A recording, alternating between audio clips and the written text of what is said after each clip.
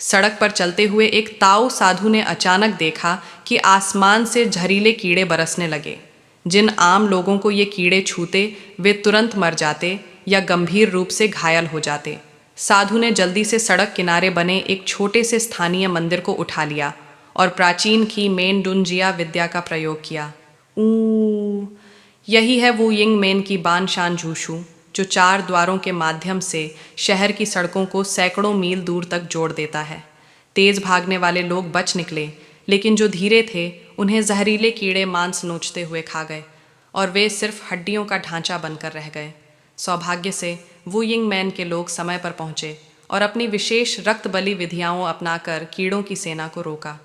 जब तक बाकी बचे लोग भाग निकले, कीड़े भले ही मारे जा चुके थे, लेकिन पूरा शहर अब जाल और मलबे से ढका हुआ था। मैंने पहले ही कहा था, हम इस मरे हुए शहर की धूल में लौटेंगे और तुम फिर से हमारे राक्षसों को देखोगे। 3 साल पहले की लड़ाई में तुम किस्मत से बच निकले थे, लेकिन आज वू यी मेन कोई दया नहीं करेगा।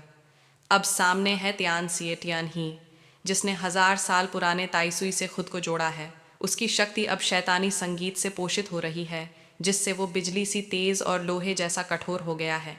उसने सीधे जाकर सीनियर भाई के अंदरूनी अंगों को झकझोर दिया। ये देख सभी पीछे हट गए, क्योंकि उनकी ज़्यादातर कलाएं दूर से लड़ने वाली थीं, नज़दीक से नहीं। जादूगर सीफा शियान ने अपनी गुड़िया को ज़मीन पर दौड़ाया और तियान सिए के पूरे शरीर को कमर की रस्सी से लपेटा। फिर सीनियर सिस्टर ने अपनी होल्डिंग एक्स से तियान सिए की शक्तियों को दबाया।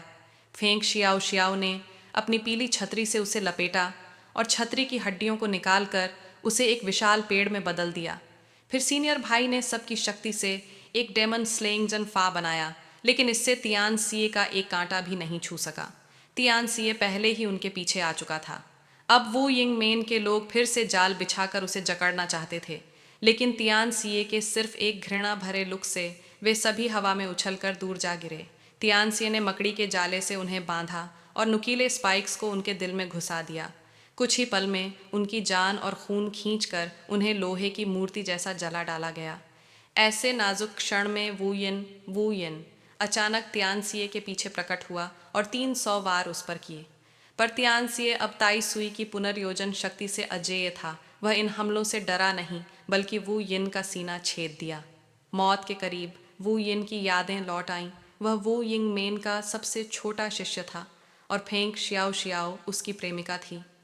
3 साल पहले की लड़ाई में वह उसकी रक्षा में मारा गया। बाद में शियाओ शियाओ ने सिर्फ उसे बचाने के लिए लिंगवान शेनयाओ चुराई, जिससे वू यिन जिंदा तो हो गया, लेकिन अपनी यादें खो बैठा। वो यिन हमेशा एक साधारण नागरिक बनना चाहता था, तो शियाओ शियाओ ने उसे फिर से पाकर एक शांत जीवन जीने दिया। हर दिन उसे सुरक्षित देखना ही उसका प्रेम था।